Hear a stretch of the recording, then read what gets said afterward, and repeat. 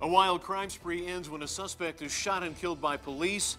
And tonight we're getting a dramatic look at what happened from the officer's body cameras. 13 Action News reporter Tom George joins us now in studio with more. And Tom, were there any red flags with this guy before this happened?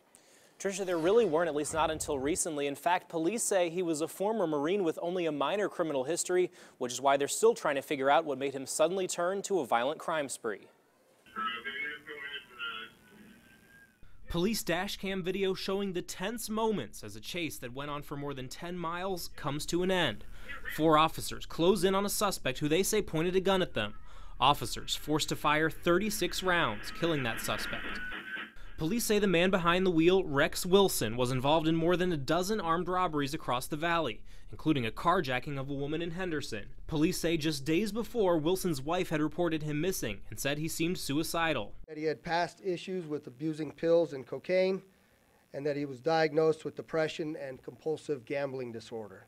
Before all this, Wilson only had a minor criminal history, a burglary in the late 80s.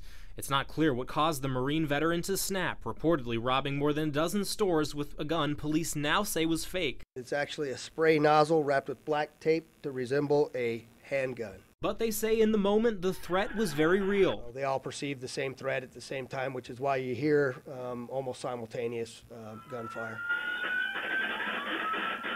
Luckily, no officers were hurt, but in the course of laying down those spike strips, one driver did have their tires slashed. Listen, when you're at 16 robberies, all of which you believed at the time that they were being committed with a firearm, we're going to do whatever we can to get that individual stopped.